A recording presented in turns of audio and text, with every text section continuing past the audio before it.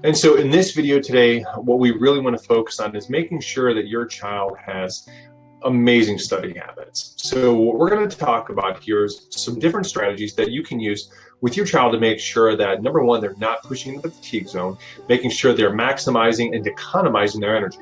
That's a really important topic when we start talking about how kids study. So we're going to dig deep here. I'm going to go and load up a presentation here in just a moment. But we're going to talk about all the things that your kids know to make sure that their study time is the most productive, so that they're not pushing themselves into the ground. They know how to go and budget their time effectively and making sure that their study time is the maximum level of productivity. So let's go ahead and get started. So as we go through and we talk about this today, right, it's all about just maximizing the study time, because, we don't want to go and push a child to a point where they're in total fatigue. So it's important to recognize little things that we may not know. One of our goals with these presentations is to help moms and dads and kids to get rid of blind spots, because the more that we know, the more that we can impact their health for the positive, but also make sure that this school year is a year that has minimal levels of stress, maximum levels of success. So as we talk about this, first and foremost, you want to have a game plan. So when we talk about planning, right, we talk about how long will you plan on each subject and what study method will you use. So no game plan can equal disorganization and ineffective study time. So we don't want to be put into a position where we're stressed. And so stress makes it more difficult for our brain to be able to go and process the things that we're putting in. So it's important that if there's a planner, right, and I think it's great for kids to start using planners. I know my little girl, she's in second grade, and they've got her a planner so that she's able to start organizing her homework and giving her the strategies necessary so that she can organize how, when, and how much she's going to study. So let's talk about some basic things that are helpful for every kid to know. So first, game plan equals laser focus on success. So we know certain things are really critical for maximizing the way that a child studies.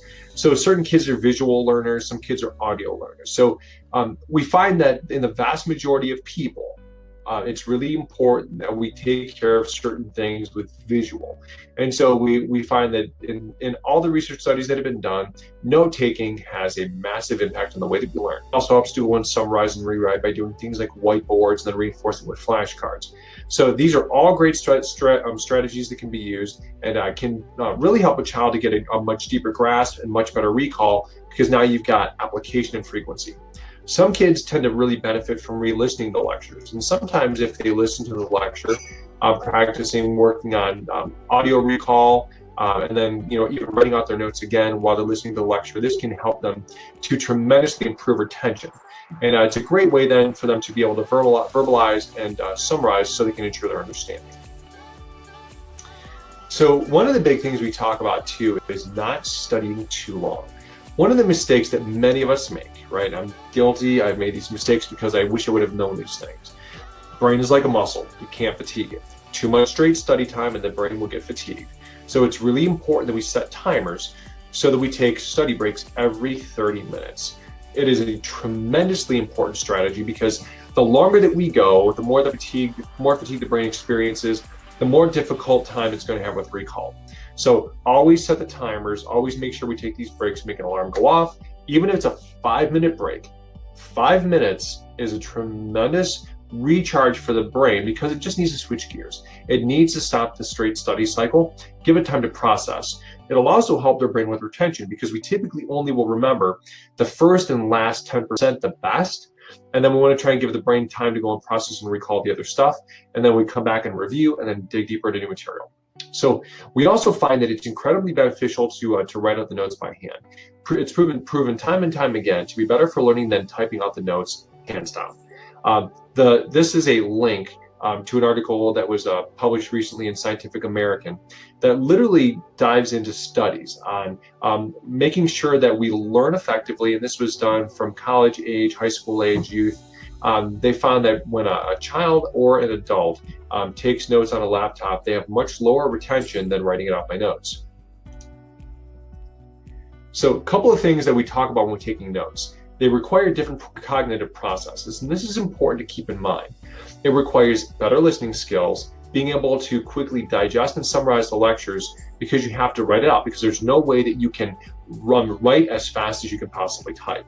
So I can tell you this from past experience, it definitely makes an enormous difference when you're having to take in large quantities of information, when you can summarize the information because you've written it down. So it also really makes a child have to go and digest the information so that they make sure they can comprehend it. And then it's easier when they've written it down for retention later on. One great strategy that has been proven to be extremely successful as a follow-up is do summaries. So if a child outlines their notes, doing a summary helps them to remember the broader concepts. And so thinking of your brain kind of like a file, right? When a child has to go and do a test, one of the great things that they can do is if they have an outline, it makes recall of details much easier. So by going through and doing a summary, this gives them places where they have reference points. So when they're being tested on a topic, they have to have recall. If they can dig in and remember broader points and then dig deeper into the details, it'll dramatically improve their ability to go and recall those things as they get deeper and deeper into more complex material. It's really important that we have a consistent study schedule. The consistency of the schedule is really important because the more that we are on a routine, the more that we can, number one, manage fatigue. We can also make sure that our study time is effective and efficient, because if we block it, we plan for it, it allows us to have a really consistent schedule which minimizes stress. So small chunks, no more than 30 minutes. And this has been shown in testing to have significant impact on the ability to go and have a higher recall when tests are being taken. Never study when fatigued.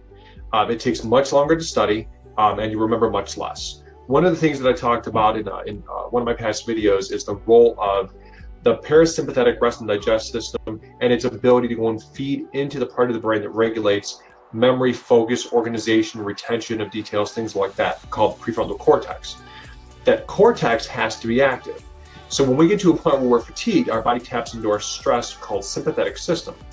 The more that system kicks on, the more that it creates background noise to memory processing.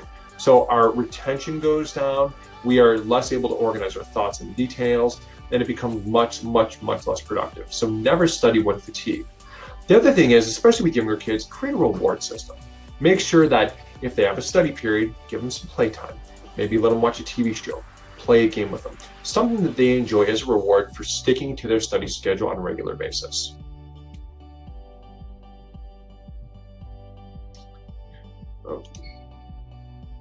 For some reason, my slide does not want to advance. I apologize. There it is. So balance is the key. It's really important that we allow kids to switch mental gears.